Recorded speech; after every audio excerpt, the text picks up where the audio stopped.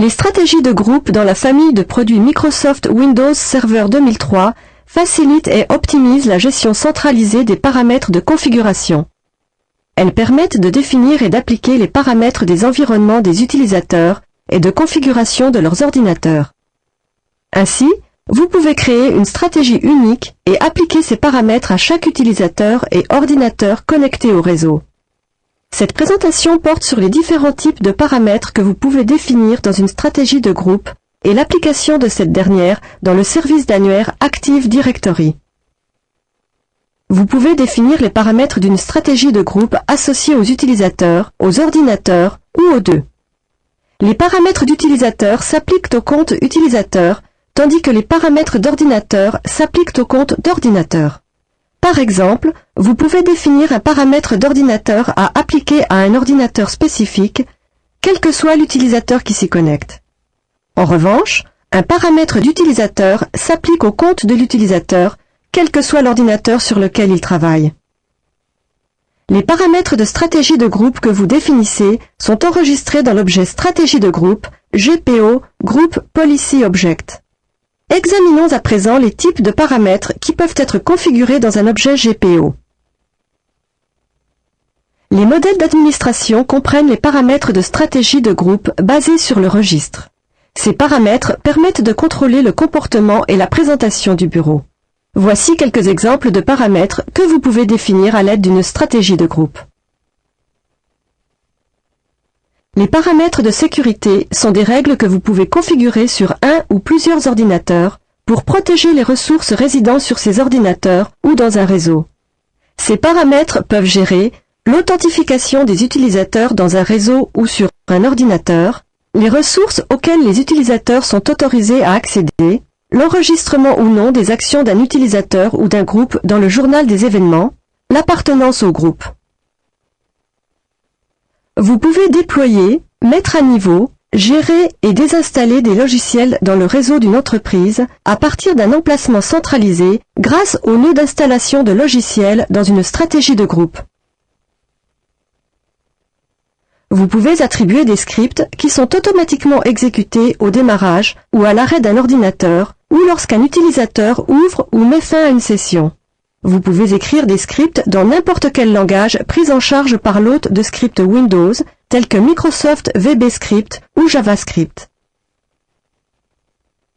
Les paramètres définis dans le nœud Service d'installation à distance vous permettent de gérer les options d'installation du système d'exploitation à distance des utilisateurs. Les paramètres définis dans Maintenance Internet Explorer vous permettent de gérer et de personnaliser l'affichage et le fonctionnement de Microsoft Internet Explorer sur les ordinateurs exécutant Windows 2000, Windows XP et Windows Server 2003.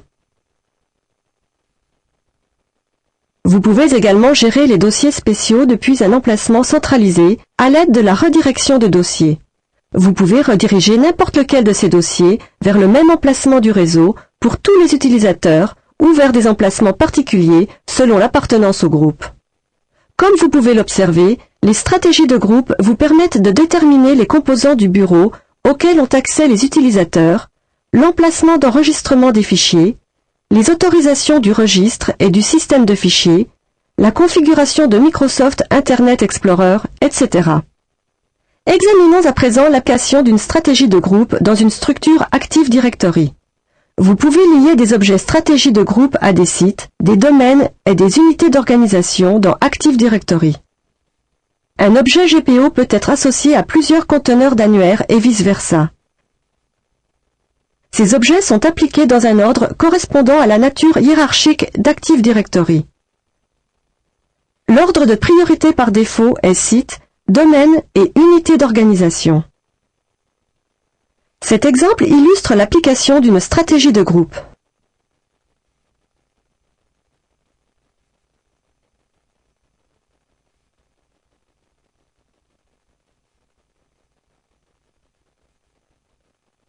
Comme vous pouvez le voir dans cet exemple, l'objet GPO associé au domaine s'applique également aux utilisateurs et aux ordinateurs qui se trouvent dans l'unité d'organisation figurant dans ce domaine.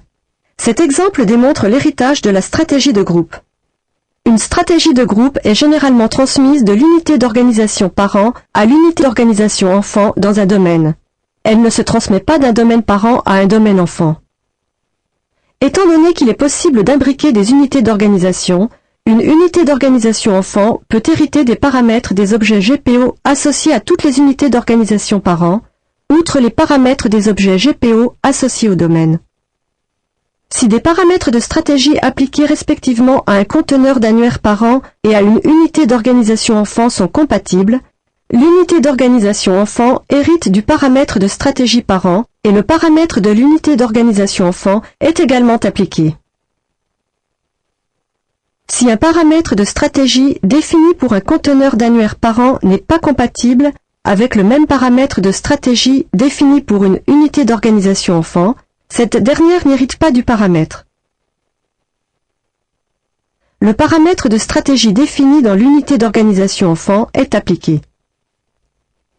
Si plusieurs objets GPO sont liés à un conteneur, chacun de ces objets est traité dans l'ordre des priorités. Vous pouvez changer la priorité d'un objet GPO en le déplaçant vers le haut ou le bas dans la liste des objets GPO associés au conteneur.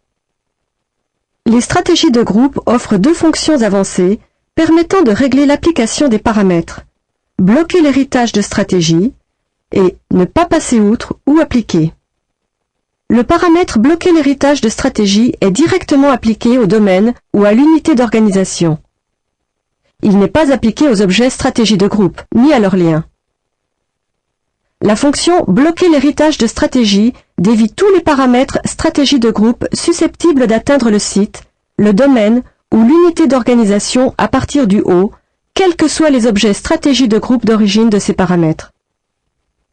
Toutefois, cette fonction ne dévie pas les paramètres stratégie de groupe des objets stratégie de groupe directement liés au site, au domaine ou à l'unité d'organisation. Vous pouvez appliquer l'héritage de stratégie en réglant l'option « Ne pas passer outre » sur le lien d'un objet stratégie de groupe. Cette option est appelée « Appliquer » dans la console Gestion de stratégie de groupe. Elle force tous les conteneurs d'annuaire enfant à hériter de la stratégie du parent, même si celle-ci est en conflit avec la stratégie du conteneur enfant, et que l'option « Bloquer l'héritage de stratégie » n'a pas été configurée pour l'enfant.